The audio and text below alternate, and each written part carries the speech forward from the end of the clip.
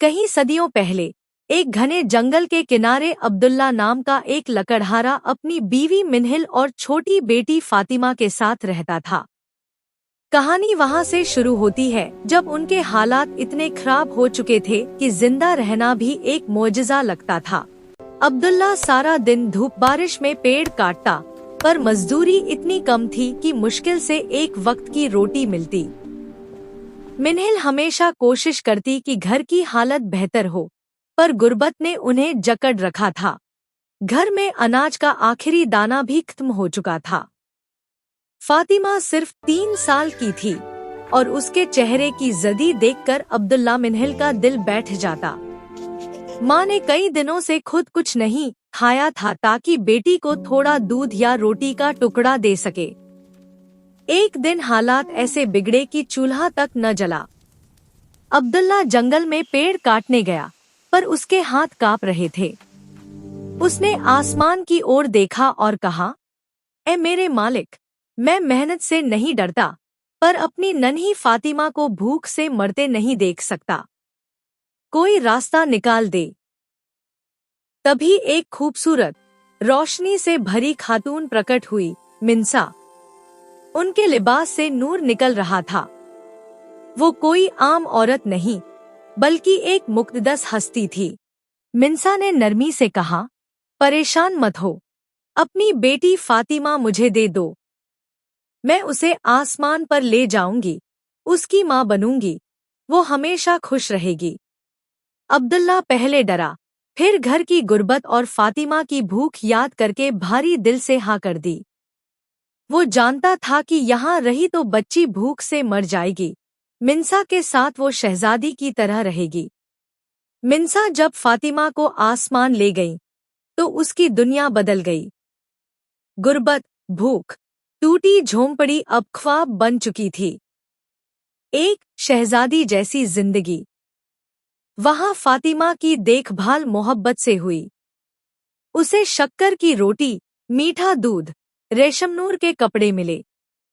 वो फरिश्तों के साथ खेलती, हमेशा खुश।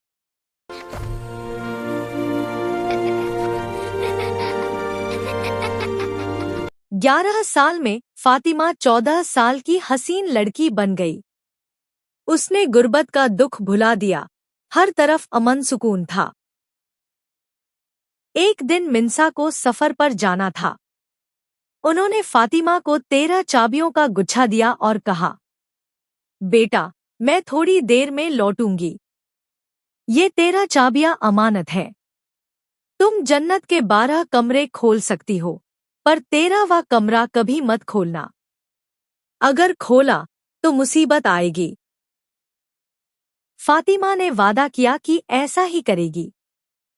पहले कुछ दिन वह 12 कमरे देखती रही। हर कमरे में एक फरिश्ता बैठा था जो रोशनी से भरा था। वह रोज एक नया कमरा खोलती और हैरान होती।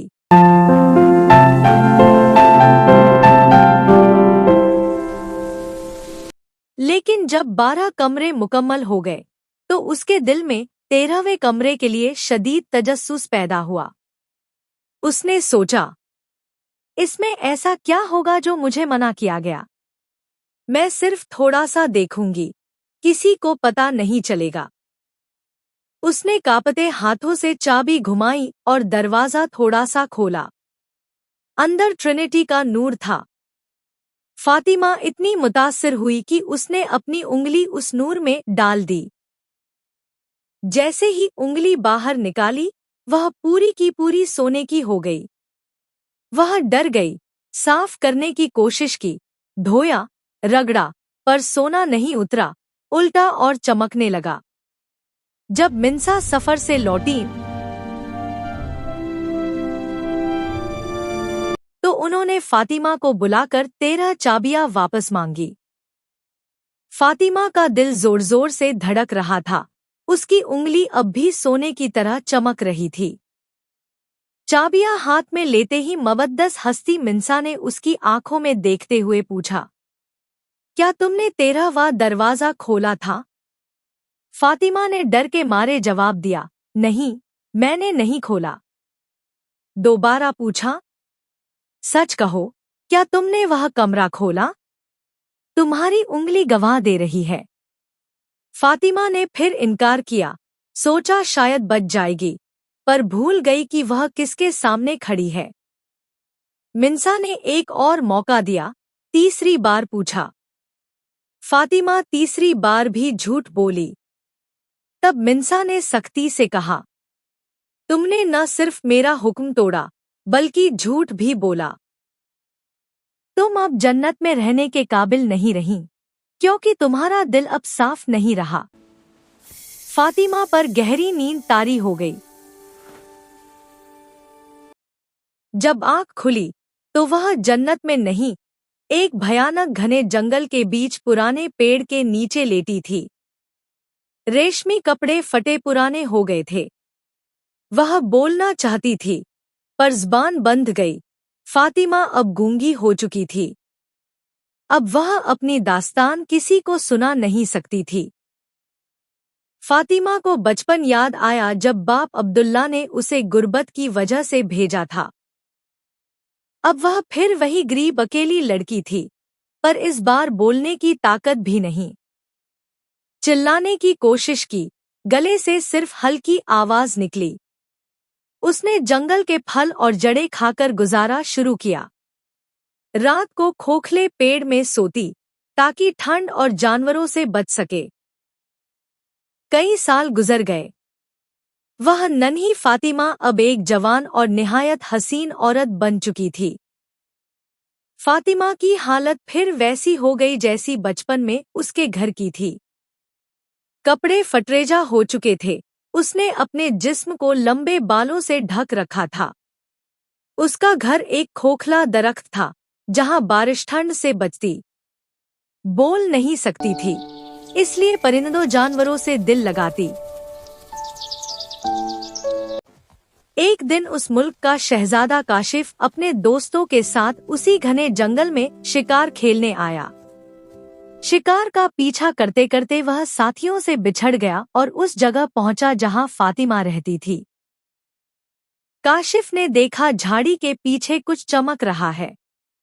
हटाते ही वह दंग रह गया। सामने निहायत हसीन लड़की बैठी थी, जिसके बाल सोने की तरह चमक कर जिस्म छुपा रहे थे। उसने पूछा, तुम कौन हो? इस सुनसान जंगल में क्या कर रही हो?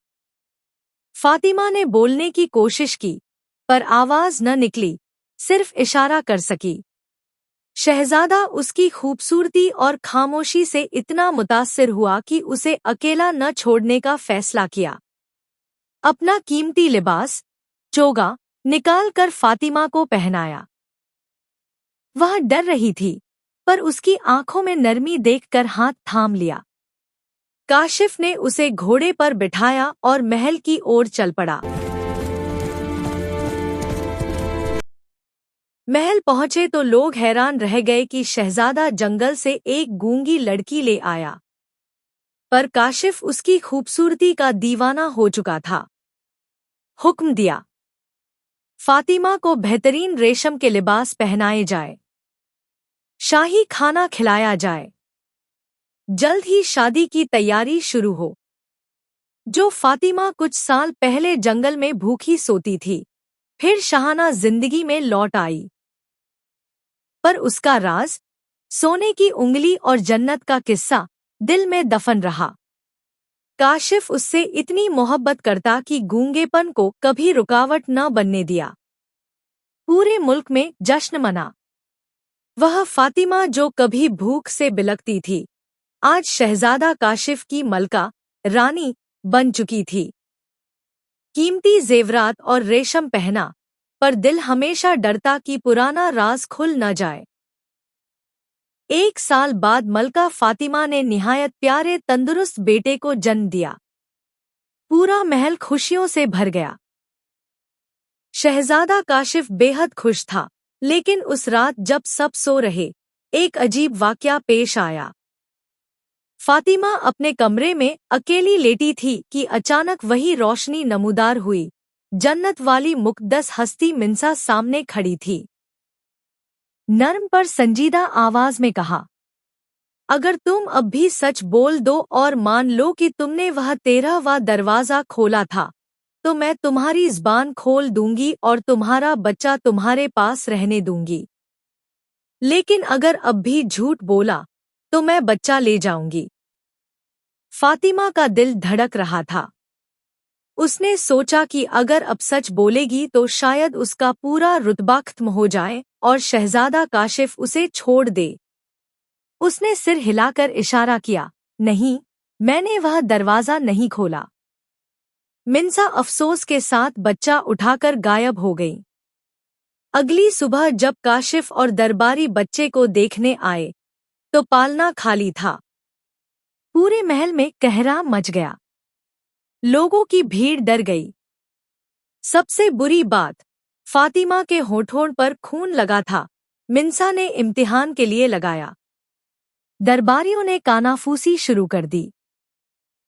यह औरत इंसान नहीं, बच्चाखोर है। इसने अपने ही बच्चे को खा लिया। शहजादा काशिफ अपनी बीवी फातिमा से इतनी मोहब्बत करता था कि दरबारियों की बात पर यकीन न किया। उसने कहा यह किसी जानवर या साजिश का काम हो सकता है। उसने मलका को सजा से बचा लिया, पर शक का बीज बो दिया गया। पहले बच्चे के गुमशुदा होने के बाद महल में खामोशी छा गई। लोग फातिमा को शक की निगाह से देखते, पर काशिफ की मोहब्बत उसे इल्जाम से बचाती रही। वक्त गुजरा। फातिमा ने दूसरे खूबसूरत बेटे को जन्म दिया। पूरा मुल्क फिर जश्न मनाने लगा, पर इस बार काशिफ ने पहरे सख्त कर दिए। उसने खुद बच्चे की हिफाजत का जिम्मा लिया ताकि पहला हादसा दोबारा न हो। पर जन्नती ताकतें दरबानों से नहीं रुकती। एक रात, जब सब गहरी नींद में थे, वही नूरानी रोशनी फातिमा के कमरे में पहुंची। मिन्सा फिर सामने खड़ी थी। उन्होंने उसका हाथ थामकर नर्म लहजे में पूछा, बेटा, अब भी वक्त है। सच बोल दो कि तुमने वह 13वां दरवाजा खोला था। फातिमा के दिल में एक तरफ बच्चों की तड़प, दूसरी तरफ गुरूर और खौफ। डर और जिद में उसने फिर सिर हिलाकर इनकार किया, नहीं, मैंने वह 13वां कमरा नहीं खोला। मिन्सा ने अफसोस से सर झटका। दूसरा बच्चा उठाकर गायब हो गई। अगली सुबह पालना फिर खाली। इस बार लोगों का गुस्सा आग की तरह भड़क उठा। दरबारियों ने काशिफ के सामने शोर मचाया, यह औरत मसीहा नहीं, भलाई की दुश्मन है। इसने हमारे दोनों शहजादों को खा लिया।